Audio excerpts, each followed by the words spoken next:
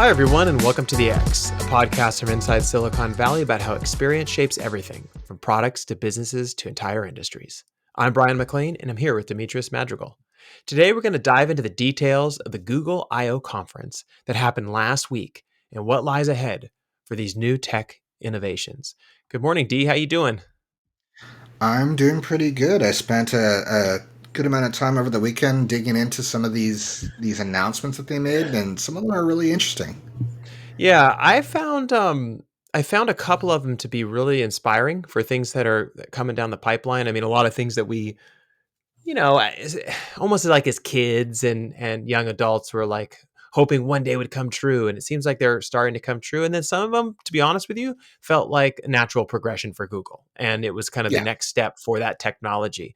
But hey, let's jump in and just start talking about this stuff because it was a big conference and there was a lot that was disclosed. So where do you want to start? You want to start with the Pixel Watch? Sure, let's talk about the Pixel Watch. So one of the things that caught my attention with the watch, and I'm talking more broadly about these things rather than every little detail that they had mentioned, was we're getting to a point now where we could pretty much leave our phones behind. And with this watch, they showed how you can get maps without your phone. You can access your wallet so you don't have to carry cash or your phone with you. They have a deep integration with Fitbit. So, all of this medical information is being uh, pulled and discovered about you, heart rate, potential AFib, how you're sleeping, how you're responding to metabolism changes, and all the crazy things that they're kind of digging into. And it made me realize that not only are we kind of like creating an extension of the phone onto the wrist, but we're actually trying to decouple from the phone completely at some point. That's where I feel like they were heading with this of like, we don't have to carry both all the time.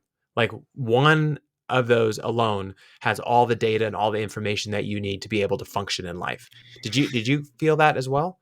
Yeah, I mean, and we've heard that in kind of our own work over the time is that there is a desire to kind of like be able to leave their phone behind and not be tethered to it. To me, it's not that important to me. Like I get where they're going with it, but it's not super important to me to have like a way to do phone things on a thing that isn't as good at doing it.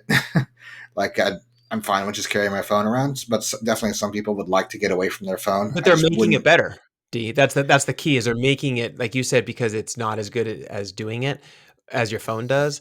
But that's the key, right? Every time they have one of these releases, you could tell like the maps look better, the wallet looks better, the integration of sensors is smaller and less Yeah, intrusive but and that kind like of stuff. you're using a tiny little touchscreen, Uh-huh. so it's like just from a hardware form factor better your perspective, it's going to be better on a phone, and from a hmm phone, it's going to be better on a laptop or a desktop computer, right? But That's that's just that's if you're the only nature of the using hardware. But that's only if you're using the visual component, right? The screen, right? Like I heard them mention a lot of things that shows like this cross connection between the Pixel Buds and the watch and the phone, right? Where Sure. you're getting kind of auditory plus visual plus tactile. But if you're going to do some kind of a of an input perspective, right? Like if you tell them, like you can use voice for maps to get you to a certain place. You just for wallet, like I use Google Pay currently, and you just tap it and you're good to go, which is fine. But I don't have a problem with carrying my phone around. If you're going to do anything like, all right, I'm going to be doing any kind of deeper interaction with some of these things, then it's just kind of a like a worse phone that you wear on your wrist. hmm Sorry, I was just gonna say. So you're not interested in this idea of trying to get away from the phone. Not really, no. I mean, it's a nice to have. It's like an option that's cool, but it's not like I'm not going to buy it just so I can leave my phone at home. I see. Okay. Because like I know that there's been this discussion. We've had this discussion where it's like the phone is absolutely amazing. It really is. Like if you It think about is. these smartphones, right? And then the first thing that happens in Silicon Valley is they're like, okay, now that we've created the phone, let's find a way to get rid of it and do something better. And you're like, oh my gosh, but it's so amazing. Well, I think they're trying to find a reason for smartwatches to exist, and I think they have it. But the way I see it is, the reason for a new device to exist is for it to be able to do things that your current device can't do. hmm And I think they have it. I think they have it with kind of the health stuff with sensors that are going to be tracking like your heartbeat, your sleep, and all these other things that should ideally come with the Fitbit integration. We don't know yet what's happening with the Fitbit integration, and then things like maps and wallet and making calls or any of these kinds of things are just kind of value adds. But like the Yeah. core feature of this is the things that the phone can't really do.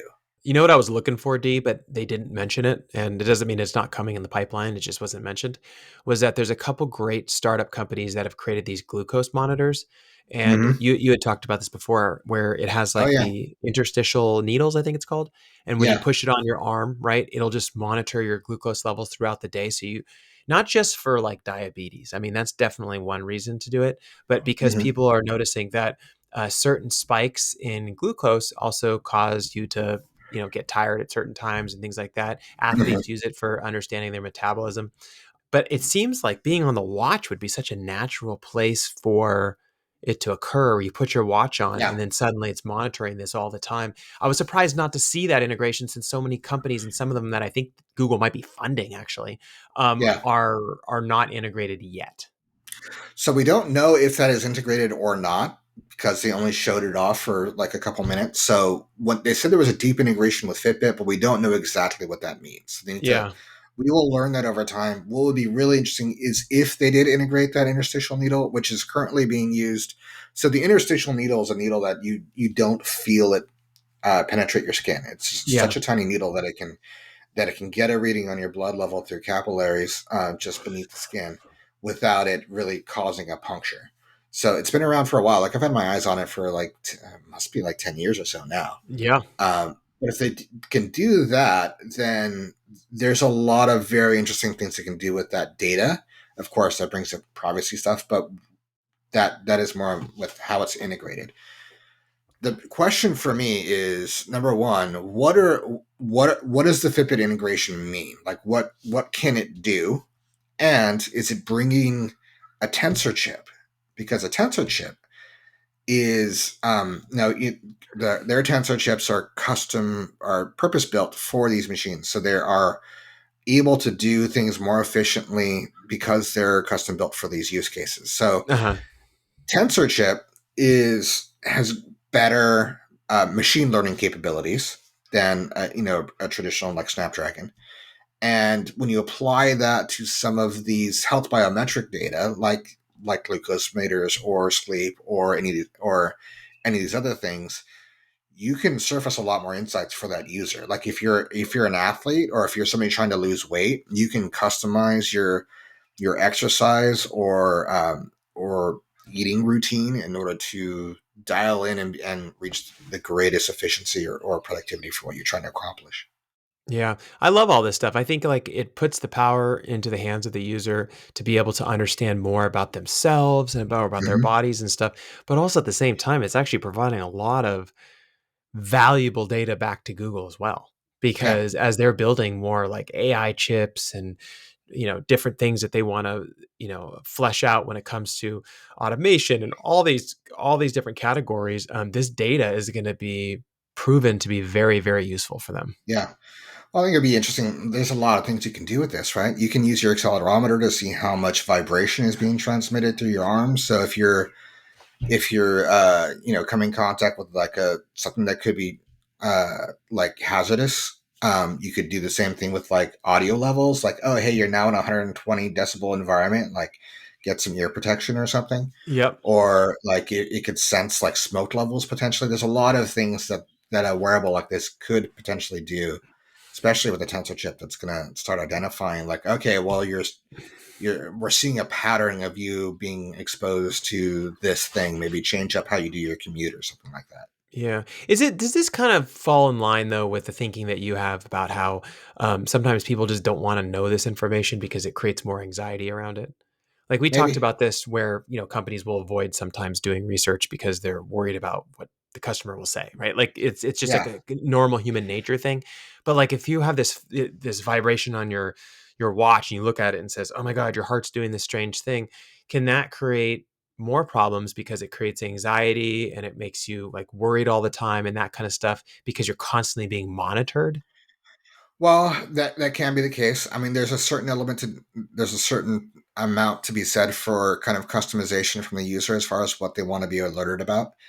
And there's also a certain amount of intelligence that can be built into it to say, like, okay, well, it's we're noticing something, but it's probably something that based on kind of the pattern of it or the length of time. So with the amount of high volume audio that you're being exposed to, whether it's music or sound effects or construction in the street or whatever it happens to be, it's it's loudness and time. So it could be okay. Well, you're in above 80 decibels for a certain amount of time.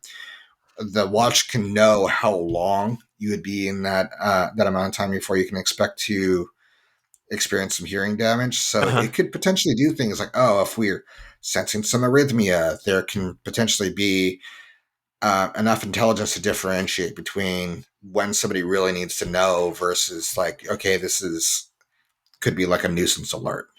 Yeah, absolutely. I mean, I think there's always pluses and minuses to these things, but I think the cool part is how it's trying to basically catch things early.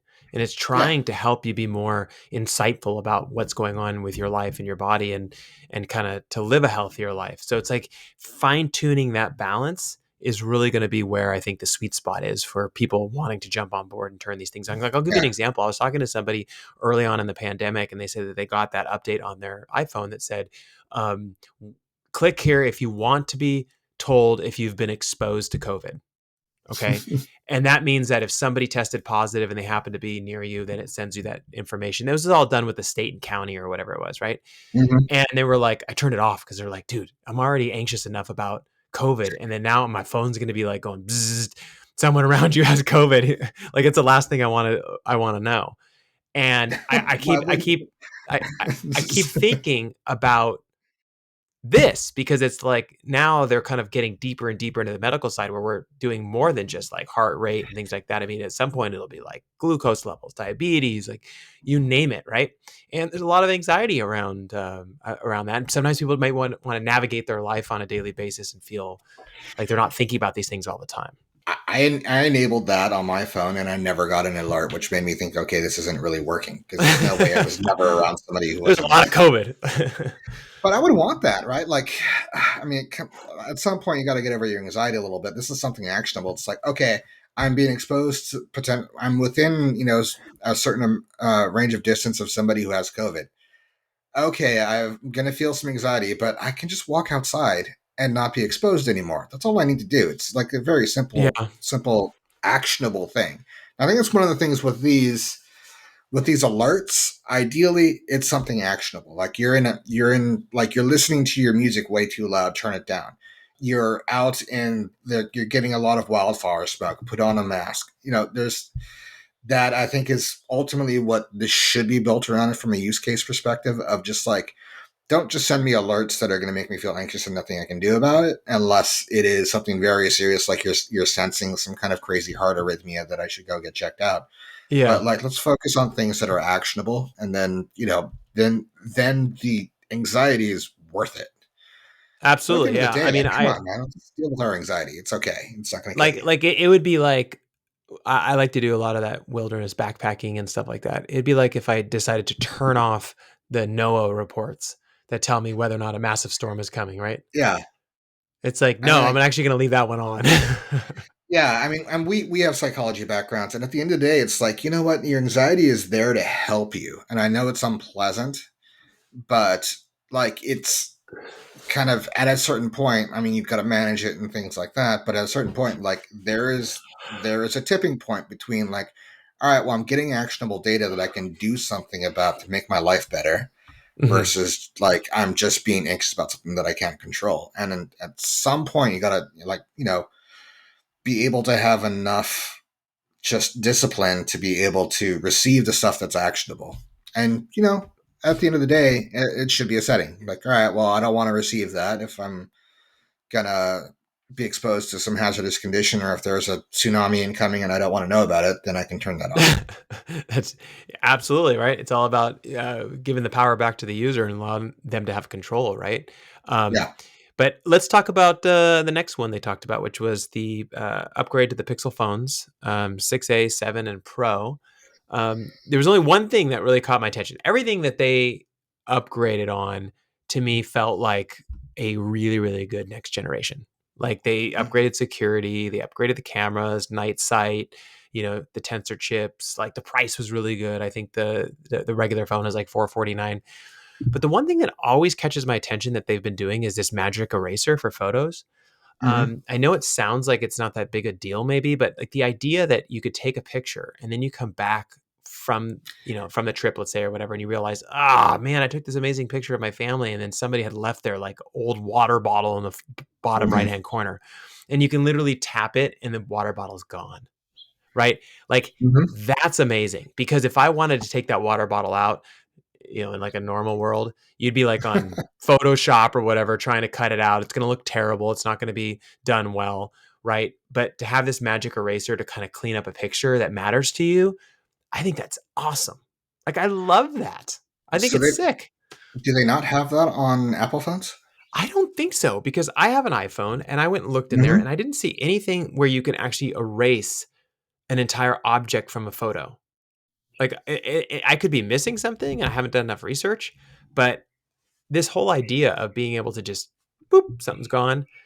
I mean, it's weird in the sense that you can like post pictures online and like remove people and stuff like that. But for me, I was thinking more of like the other day I took a photo and it was of my wife and my son and it was a cool picture. And then I realized someone had left their like sock or something on the ground in the background. And I was like, oh God, there's a sock in the background. Like I want to get rid of that. Um, so this is to me is like just a way of like creating beautiful photographs and things that you're going to keep in the way that you want to keep them. So Yeah. I thought that was awesome. So the Magic Eraser's been around for a little while. It's been Yes. around for at least a year. So I was kind of surprised that Apple hasn't copied it yet because I feel like everybody kind of copies each other. Yeah. But it is a really interesting and unique kind of feature. I remember them talking about how it was enabled by the Tensor chip. So maybe that's one of the reasons why, because they don't have the same architecture in their hardware. Yeah. Maybe that's why some of the competitors haven't picked it up yet. Yeah. I mean, eventually everyone's going to do the same thing anyways. I mean, Hmm. it's inevitable. Like that's just the way this stuff works. It's like Yeah. whatever's successful, one company does, the other person will copy, right? I mean, Yeah, so for the Pixel 7, which is the new phone, the Pixel 6a is kind of the a kind of a cheaper re-release of the Pixel 6. uh-huh. So it's almost exactly the same. I think it's maybe a tiny bit smaller, and they use maybe a few different materials or something like that in order to bring the cost down.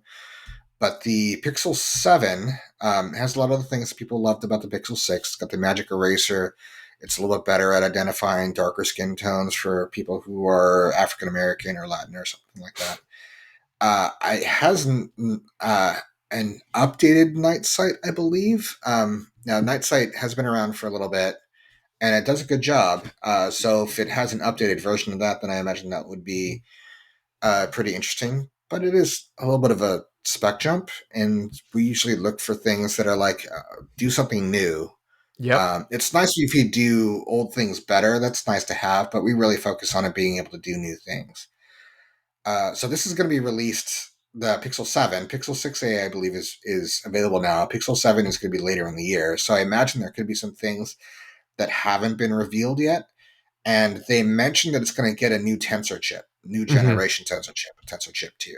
So I'm wondering and kind of hoping, especially with Google Pixel Watch coming out, that the new tensor chip might enable some new use cases, especially around like health and biometrics that are associated with the Pixel Watch. Absolutely. I mean, this stuff is getting more and more integrated. So all the things that are on the watch, all the things that are on the phone, they're going to work better together, right? And Hmm. one of the things that I noticed was that when they talk about these things, they talk about these slight upgrades. But what people don't realize is that those slight upgrades take a long time, a lot of They do. engineering, a lot of work, a lot of resources. So I don't ever belittle slight upgrades because I know how much it takes to go from having, decent night sight, right, to amazing night sight, or to increase security, or to, add in this magic eraser and have they probably have an entire team that focuses just on figuring out how to do this so your images look great and Yeah. all this And kind to of be stuff. clear, I don't know if the Magic Eraser on Pixel 7 is going to be an upgrade. It might just be the same Magic Eraser they had on 6. And I believe you could use it on 5 also, Yeah, on Pixel 5. so it's great. I think that this new lineup looks really nice. It looks like a really nice phone. I mean, we are getting to a point though, honestly, D, where like these phones are all pretty much the same. They offer such amazing capabilities. It's far beyond what the average person would use them for. Hmm. Some of these spec jumps always make me laugh because I'm like, I feel like this is more of like a flexing than a need. Like, Yeah. most people don't like need these certain upgrades, right? They just want to be able to keep moving the phones forward and that kind of stuff, which I totally understand. Yeah. Pricing seems really good, at the end of the day, So, like I've heard someone say like, "Oh, these phones are really expensive." And I'm like, "Dude, do you have any idea what you're able to do with this small phone in your hand compared to what I yeah. was able to do 20 years ago on a computer?" I will call out one thing that is very frustrating to me, and that is none of these phones have a headphone jack. I know everyone's moving away from it because everybody uses wireless. And actually, D, I will tell you, I don't use wired headphones barely any. I mean, at all anymore. I I use them all the time. I'm using one Yeah. right now. Uh, So, I mean, the Bluetooth is fine, and there was an announcement from Qualcomm that they were going to release a version of Bluetooth that could handle lossless audio, which Ooh. shouldn't be an issue. I mean, you could get lossless audio from Wi-Fi, no problem. But of Yeah. course, Wi-Fi is much faster than Bluetooth and has much greater range. But if they could do that, then I think that would help quite a bit. But there's still just kind of the use case of like, I just want to plug in my non-battery dependent um, very nice IEMs that you like. If you had you can get $600 IEMs from Sennheiser that are amazing. Yeah. That don't require charging and they sound better than any wireless device that you can get ever. And they will, and it's just now you have to buy an extra dongle, and I'm just so tired of dongles. I really don't like dongles. But it is a thing where it's like, all right, well, this is something that we used to have. It used to be capable. I'm actually considering buying the Sony Xperia One, Uh-huh. even though it's $1,500, because it has two things. It has a headphone jack and it has expandable storage, and they've gotten away from that completely. Even though you can do those things with and still accomplish IPv6 dust protection and water protection. Yeah.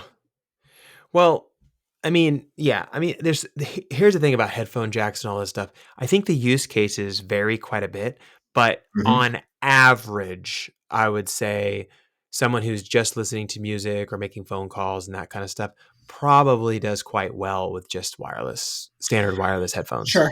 And there are some good wireless headphones for $50 and stuff you can get now. That you're just I bought one for $50 that was on sale. That's going to sound better than anything out of Samsung or Apple. Mhm. But at the same time, I mean, it is a trend too. I mean, there was a wired headphone trend going around on TikTok for a bit too. So I think that there is still a market need out there for it. Absolutely. Well, hey, let's talk about the next part because we were talking about headphones. Is that they're upgrading the Pixel Buds Pro? So adding in a couple of things such as transparency mode, which is the idea that like if you're out in the public and you want to be able to kind of hear what's going on, but also hear what you're listening to on the headphones, they're kind of making that even better, which is awesome. 11 hours of listening time and 7 hours with active noise canceling on. So Hmm. that's great. It's like a whole day.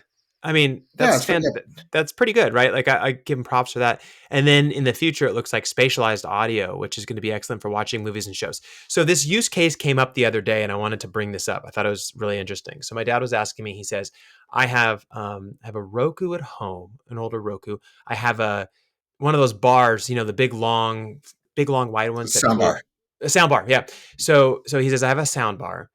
I want to be able to watch quietly at night before your mom goes to sleep. What is the best way to do that? And I, immediately I was like, oh, you just plug in headphones. And I was like, oh, wait a minute. This is actually an interesting scenario because he's using a Roku in order to watch shows. He wants Mhm. to turn off the sound bar, but he wants to use headphones. The only way to get that information over to him would be to connect his phone to the Roku, which Roku allows that on the newer Rokus. He doesn't have that one, but we can upgrade it, so that he can use his phone as the remote control, and then he would use his wireless earbuds in order to watch the movie, right? Well, you And can. I mean, there are newer devices where you can just use the Bluetooth directly to the TV or to the receiver in the soundbar. So you don't even have to have your phone involved. You can just go direct between your wireless headphones and the device. Or yeah, on my receiver, it has a headphone jack, yeah, so you can get a lot of, like, if you got like a biodynamic headphone, they usually come with like a 10-foot cable because they're intended for that kind of use case, and you can just sit down on the couch and just run the cable. well, That this is is the low tech way to do it. Yes, but what caught my attention was that when they were talking about spatialized audio, excellent for watching movies and shows, it kind of Mhm. reminded me of that scenario where I was like, oh, okay, so if he's got his earbuds already in, and let's say he's making a telephone call or whatever and chatting with somebody, he can easily switch over and have spatialized audio for watching a Well, I movie and mean, actually have good quality. And it's all within the same ecosystem of using the same earbuds.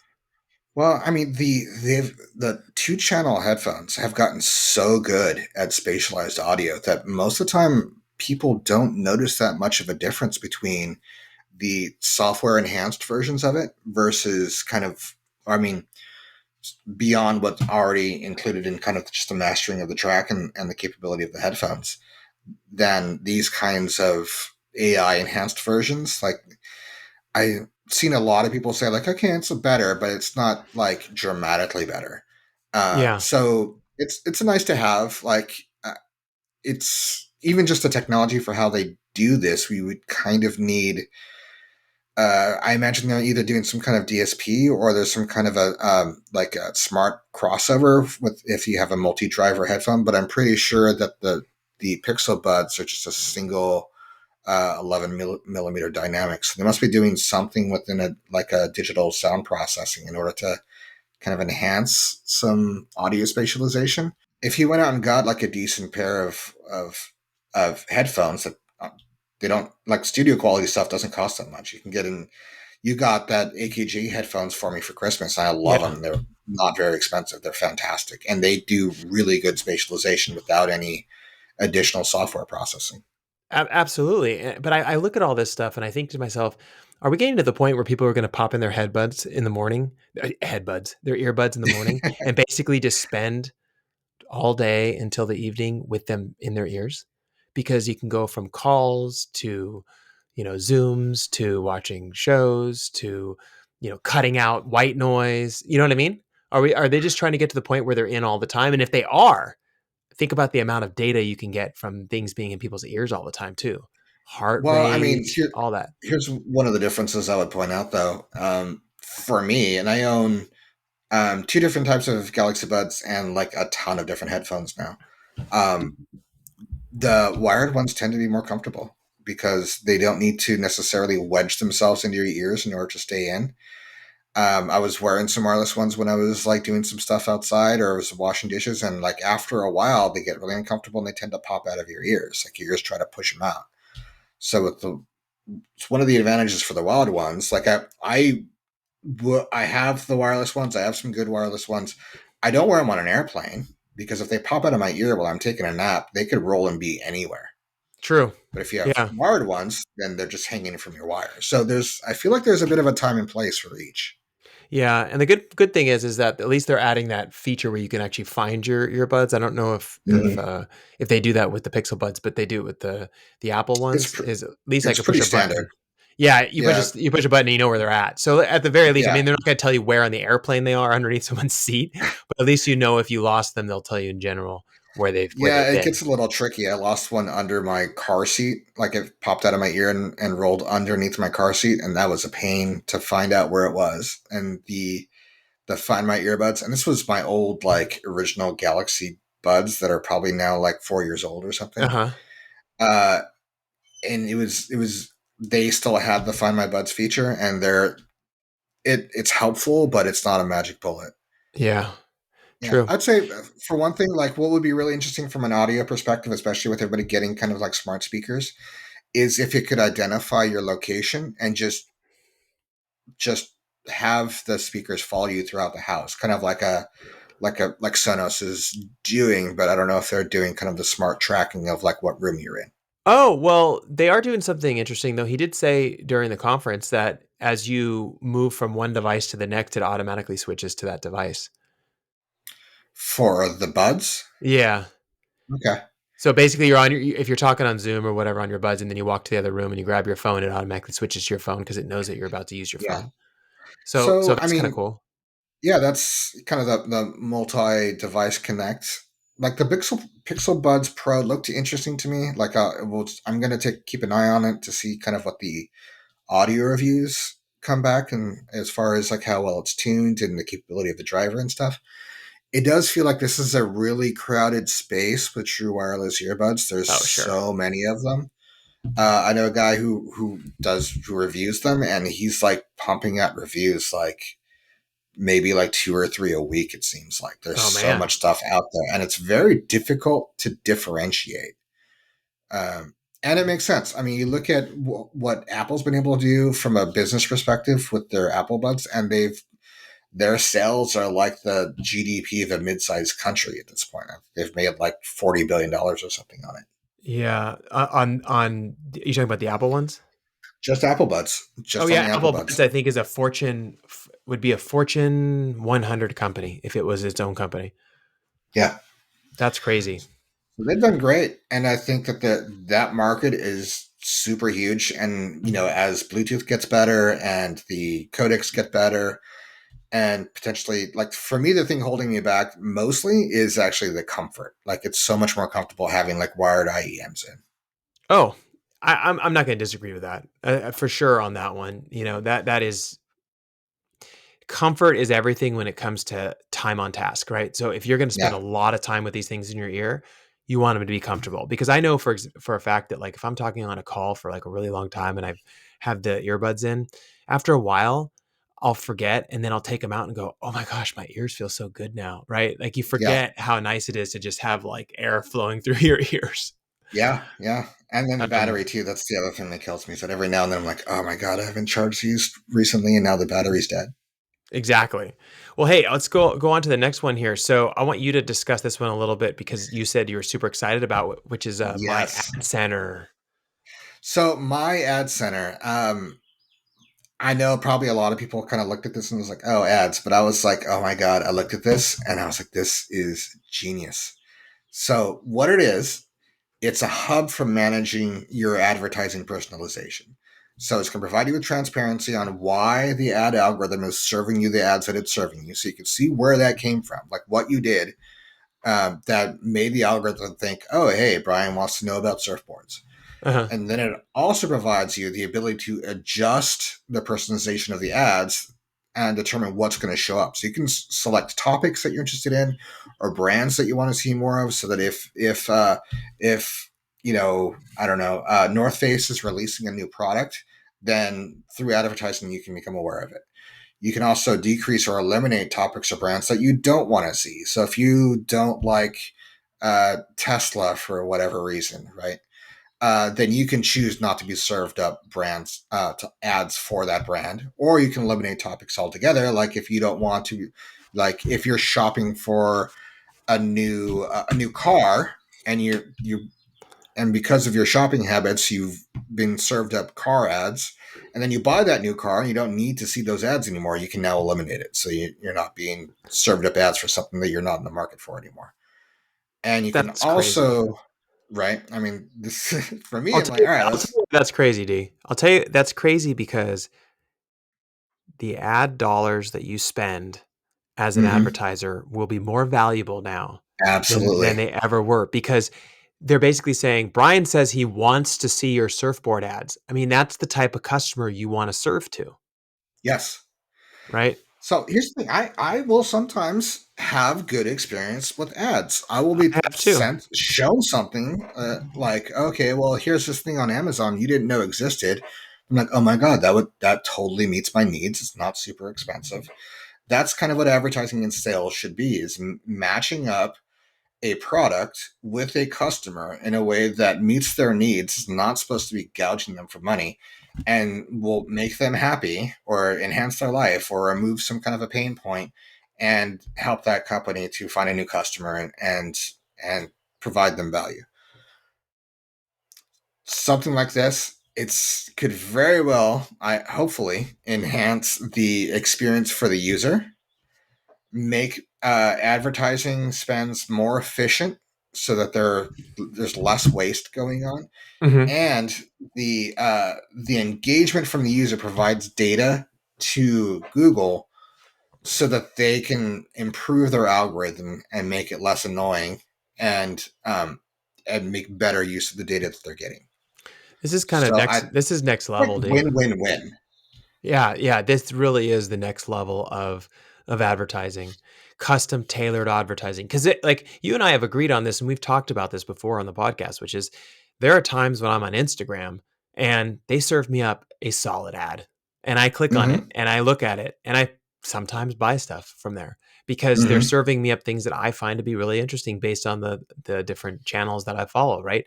And Yeah. so we know that like good ads are not annoying. Good ads are sometimes helpful, right? And so they're now getting into the business of how do we retune this system, fine tune this system even better than we did before to a point where we could still have ads, but they're ads that people appreciate. Yeah. And I feel like there's a couple things here that should almost be like legally required. For one of them, the being able to have transparency in why the algorithm is serving you the ads they're serving you, Oh yeah. that should be just required.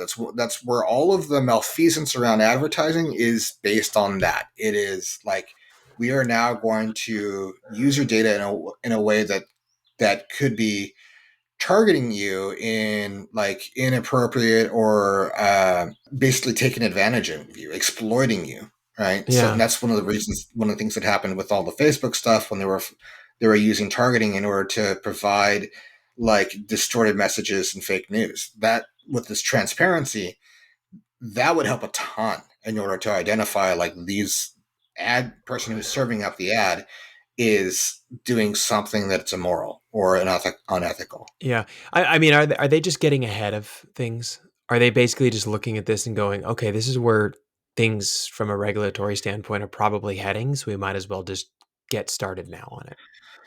Well, I think one of the places where this came from was some regulatory acts that were coming out of Europe, and then Google, it sounds like, looked at that and said, you know what, we think that this could be something that can improve the user experience, improve the value that we could provide to advertisers, and provide us data in a way that's very transparent. So we're not doesn't feel like we're taking advantage of anybody, and ideally, we're not taking advantage of anybody.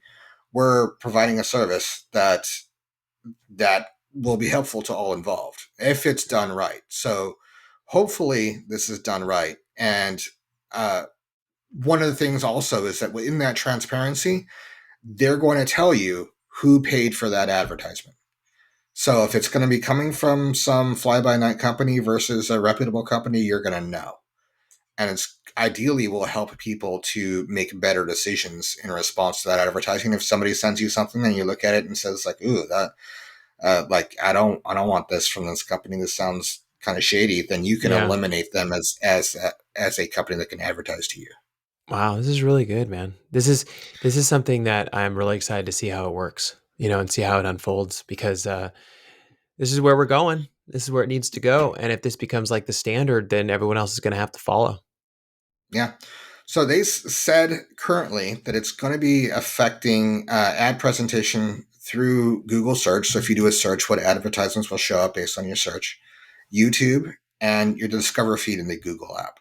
So hopefully, this kind of data and personalization can expand beyond those areas, and hopefully, other major advertisers like Facebook will do the same thing.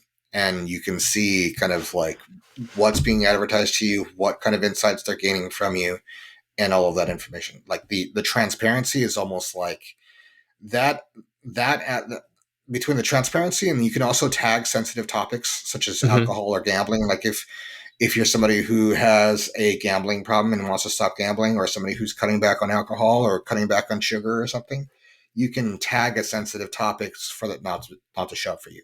I think Well, between that and the transparency, that should almost be legally required for all targeted advertising. how do you know it won't be, right? It That's the might thing. be. If this might be where it's heading, and this could be the example of how it works, and basically like this is kind of a shot, at Facebook, basically saying like, hey, Mhm. this is what we're doing to step up. What are you going to do, right? Yeah.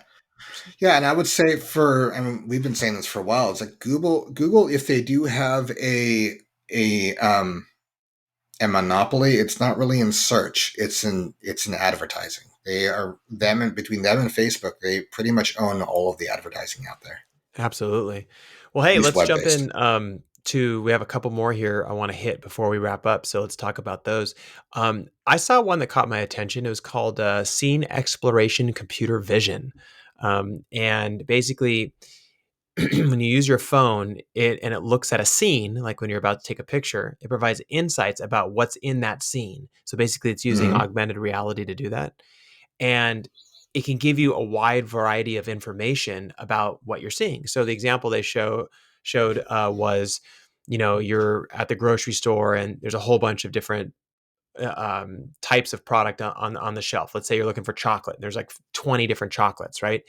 You put your phone over it and it kind of tells you, oh, these ones have nuts in it, these ones have this in it, and basically providing that extra layer of information that you may need when looking at something, instead of spending all of your time kind of going through and trying to, figure out what the difference is between multiple products.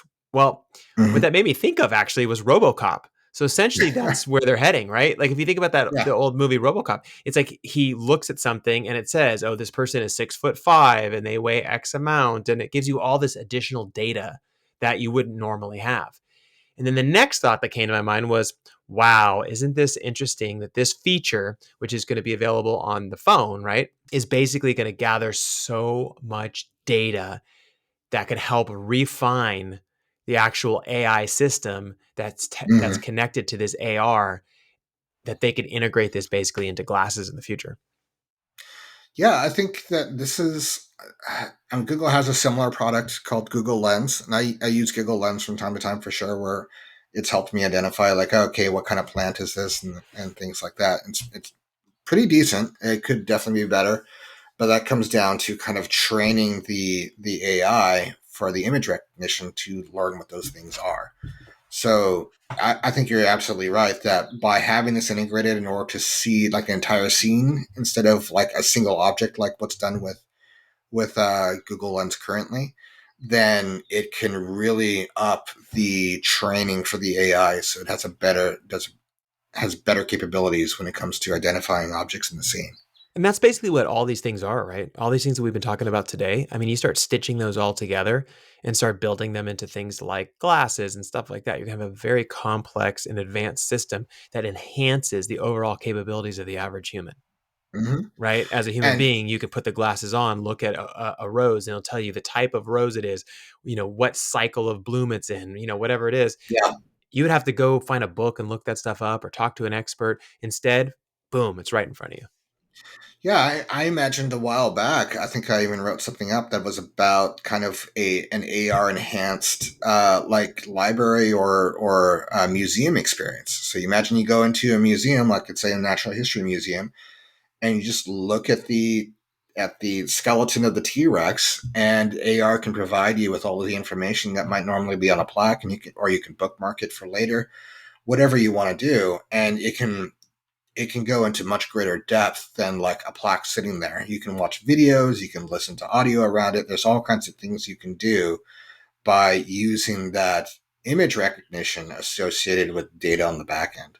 Absolutely. And that this ties in directly to the next one that they talked about, which was face match, right? Instead of saying hello Google or whatever wake word you use for your assistant, you could just look at the screen and it'll recognize when you're paying attention, and then you can ask it a question. The idea of getting away from a wake word. Well, what is actually happening here? It's actually scanning your face. right? Yeah. So that's more data for the AI system to understand facial expressions, your intentions, things like that. So it's going to help the user in this particular case, but it's also going to help Google a lot because as they're building these systems to train AI, maybe one day that joke I made on the last podcast about when's my robot going to get here, it's going to walk around and do things for me and talk to me and chat with me, right?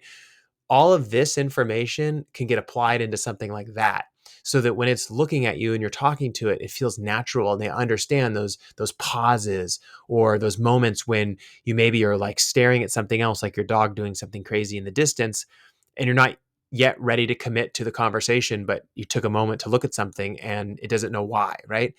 And Yeah. another example that they had in there was this idea that a lot of people, I do this all the time. I'll say, Google, play that song, or Amazon, play that song, or Echo, play that song, blah, blah, blah. And I'll get it wrong, or I'll go, because I'm like thinking, what was the name of that song, right? It's like taking those utterances into consideration and it's like Hmm. pausing and waiting itself for a moment and then maybe even like crunching the little bit of data you gave it and waiting for any additional data you'll give it so it can quickly act on that data and provide an insight back to you. This is all like next level AI stuff. I mean, this is crazy. This is awesome. Yeah, it's pretty cool, especially the honestly the looking at the screen. It's nice, but like at the end of the day, it allows you to not say two words. So for me, it stood out as like, all right, well, it is a little cumbersome saying "Hello Google" every time, but at the same, that ultimately comes down to the choice and wake word. I'm like, it's four syllables. Let's get it down to two or three.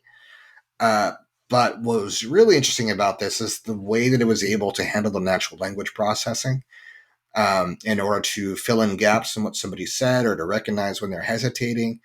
That I think was a major advancement in kind of like in human computer interaction with natural language processing. It was really exciting. Yeah, absolutely. Um, and the last one on the list, which is like this is super next level, which This is is the and big this one. this was the big one and this was their prototype. So it was a prototype for AR glasses with Google Translate stitched into it, but it worked a Hmm. little differently than you might think. So you're talking to somebody who speaks a different language than you, and as you're looking at them through your AR glasses, when they're speaking to you, it's actually translating in words what they're actually saying. So you could still look at them in the eyes and pay attention to them as if you normally would be paying attention to them, but you're actually reading what they're saying out loud on the glasses themselves. Super cool. Super Yeah. interesting. And the reason why I thought it was really interesting is because if you've ever tried any of the translate stuff where it just grabs the audio from the other person and then pumps it into your ear, there's this natural delay that happens, right? And Hmm. so if they can reduce the delay on the translation for actual text, then eventually we can take the text and pipe the text directly into your buds, right? And then read it out to you if you prefer not to actually read it on the actual glasses themselves, but listen to it. So I feel like this is a great step towards solving this problem of different people around the world speaking different languages, but we want to communicate and connect with them. It was pretty interesting. Well, one of the major use cases they highlighted was somebody who's hearing impaired, somebody who can't hear, which is my mom right now. So I was like looking at this, and her eyes aren't great, so she might have difficulty reading it. But like, I wanted this. I want this now. I Yeah. want this not for just for myself, but for other people. And there's an advantage. I know a lot of people would say, let's just hear it, but the reality is, if you can read it, reading text actually cuts down on errors and what we used to call read back, hear back errors back when we Yep. were working at NASA.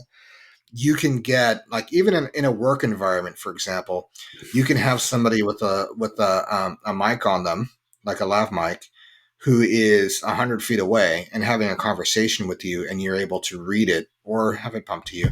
But if you're in a high noise environment, you could have it presented to you in text, and then it's just available to you. I saw this, and I was talking to Christine, my partner, who is a chef, and she was talking about how a while back. She was talking about the difficulties with kind of establishing situational awareness in the kitchen because they use printouts of tickets. And I said, Mm. there is almost certainly a way, either with like a small form factor projector or an AR pair of glasses or something like that, to let everybody see the ticket no matter where they are. So it's not just like, oh, I didn't hear the call. I've either got to go walk over to get the ticket or ask the executive chef or somebody to repeat the ticket back to me, which is a bit disruptive. You can just Yep. have it up in front of you. You can have timing set. If somebody says, "Oh, hey, the lamb is 6 minutes out," you can have lamb up on your AR display with a timer counting down. There's so many different ways that this technology can be used. Hmm. But at the end of the day, this ability to just connect people who weren't able to connect before, people who speak different languages, speak like you remember Coda when they were in the movie Coda. If you haven't seen the movie Coda out there, watch the movie Coda. It's an awesome movie. It's very like the only criticism. It's a very kind of traditional style of movie, but I was definitely in moments of that thinking about like I feel like some technology could really help these people out to be able to communicate with people that they can't communicate with very effectively now. Absolutely. I mean, based on what you saw in the prototype on this presentation here, do you think it's going to be as smooth as they showed us? I mean, a lot of times they'll show it in its best case, scenario or whatever, but it seemed pretty smooth. Yeah. They are presenting kind of what the vision is for the product. So I don't imagine it's as smooth as that, Yeah, but we know, we were working, you especially were working in text to speech for like decades ago. yeah, And we know that they're getting better and better. And they've gotten so much better for just with these smart speaker systems out there and these AI systems. yep. They're getting so much more data and uh, they're gradually handling accents in different languages better and better. So I think it's a matter of time before the speed of the translation and the accuracy of the translation is really good.